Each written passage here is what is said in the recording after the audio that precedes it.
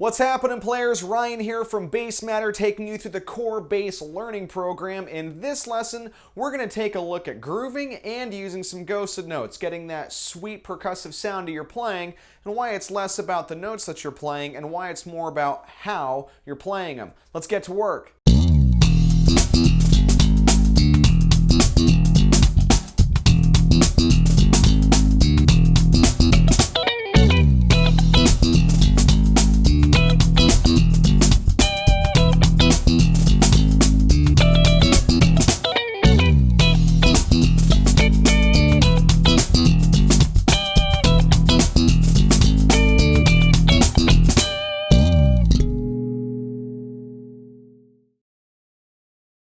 Bass is such a fun instrument, and the cool thing about bass is that although it is very important that we are playing the correct note as far as the value, it's just as equally important to focus on how we're playing that note and how we're making those notes sound. This is really going to go back to phrasing, one of the things that we talked about in a previous video, the articulation that we're using while we're playing that's making something sound a particular way.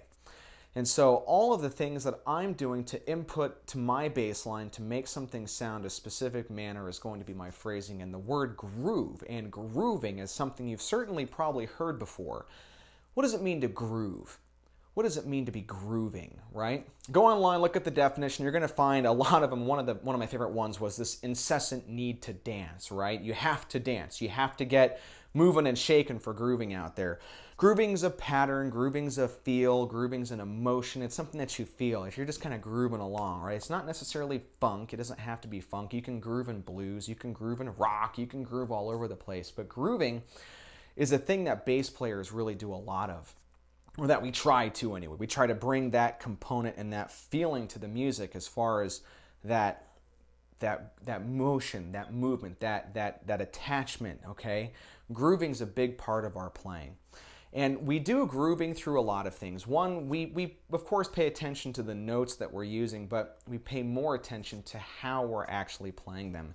And we don't need to have a whole lot of notes and a whole lot of right notes and a whole lot of complicated things out there to really groove. You can groove off of just simple bass lines and turn them into something that sounds quite groovy. So let's take a look at that. And the biggest tool we're going to start with is using ghosted notes and muted notes, okay? So I'm going to play for you a simple bass line without any ghosted notes in there. And then we're going to dissect that line and add ghosted notes to it and figure out what's going on. So here's the riff first, okay? So without any ghosted notes.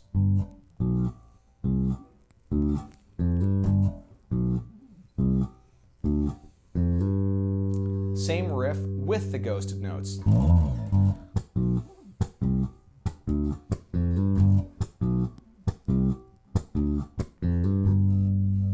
Not necessarily difficult, not complicated, not impressive, but it sounds a lot different. That second version of the riff certainly had a whole new component of grooviness to it because it had a percussive element added to it that really made a big difference in the phrasing of the bass line. So let's take a look at how ghosting works. So it's a communication between the fretting hand and the plucking hand. Let's start off using our C major scale. And if you don't know your major scale, go check out the video on scales. You want to make sure you keep up because I'm going to be referencing a lot of these materials a lot. So C major scale. Third fret on the A string is the note C. C, D, E, F, G, A, B, C. Okay? Now, I want to start practicing getting my fretting hand and my plucking hand to communicate together. I'm going to do that. I'm going to play my major scale one note at a time, and in between each note, I'm going to mute the strings with my left hand by simply laying my fingers over the frets, over the strings, and keeping them from vibrating, but not pressing down, just holding them over the top, and with my right hand plucking the A string or whichever string that I'm on here for my note and getting that dead sound. And as you notice, if you have them all muted, each one of these strings has a different muted value to it. One might be a snare drum, one might be two high toms, then our floor tom or kick drum, right? We have these really, really cool sounds out there. So C major scale, C, mute, pluck, D, mute, pluck. E, mute, pluck. F, mute, pluck.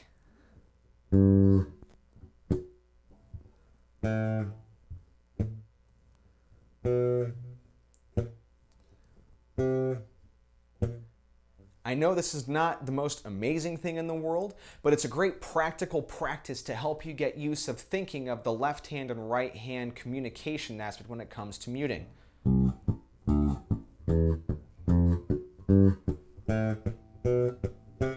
Again, not exciting, not fancy, but important. Now, let's go to our riff that we opened up this video with here, okay? So we're going to slide down one string to our G major scale, so G, third fret on the E string, G, A, B, C, D, E, F sharp, G, okay? So from here, we're going to give everything numbers 1, 2, 3, 4, 5, 6, 7. We're going to stop on the 7 and flat our 7. So let's go down one fret to our F, okay? So that's now our flat 7. For that basic riff, we're going to play the numbers 1, 3, 4, 5, flat 7, and 8. Okay, so that's 1, 2, 3, 4, 5, 1, 3, 4, 5, flat 7, and 8. So 6 notes out of the 7 total. Here we go. 1, 3, 4, 5, flat 7, 8. Okay, and I'm hammering on. So I'm playing my flat 7 and hammering on with my pinky to my 8, okay? Da, da.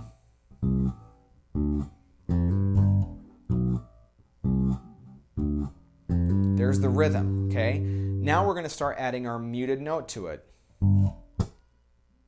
What I'm doing here is I'm simply muting with my left hand and kind of just tapping the top of the string.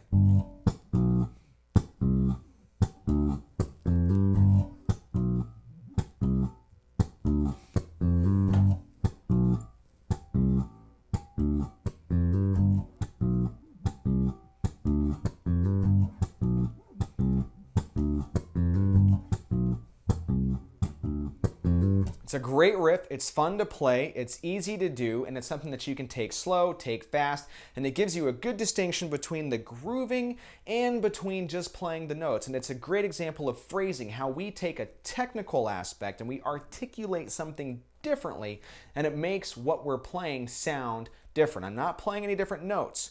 I'm adding a technical concept called ghosting notes or muted notes, and it's bringing out a new rhythmic element and feeling and flavor of my particular bass line. So make sure you work on grooving and you start paying attention to how you're playing stuff, because it makes things sound differently. And you don't have to have a big elaborate bass line to get a fancy groove out of it.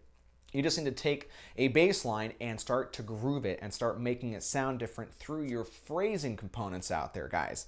All right, that wraps up this first lesson. We're going to come back to grooving. We're going to come back to ghosted notes down the road and through some additional riffs and some more things as well. So pay attention for those that are coming up coming in the pipeline here. But that's an introduction, okay? So as you can see, these videos are starting to lace together, and you're going to have to know your scales. You're going to have to see the previous videos to see what I'm referring to. They're all free. They're all online, guys. And again, this is Ryan from BassMatter. Make sure you find us online, okay? We've got a lot of good stuff. But stay tuned for the next lesson. The next lesson is going to be a conversation about key signatures. Where did they come from? What are they? Why do we have them? And why do we even care about key signatures, okay? Big deal. Make sure you see that lesson. Find us online, guys. Find us on Facebook. Follow us on Twitter. Follow us on Instagram. Find us on Google+. Subscribe to this YouTube channel. A lot of really good stuff's going to continue to come out of here. Sign up for our newsletter on our website. It's totally free, guys. Ryan here, signing off from BassMatter. Start ghosting notes. Start doing some grooves. And we'll see you guys at the next lesson.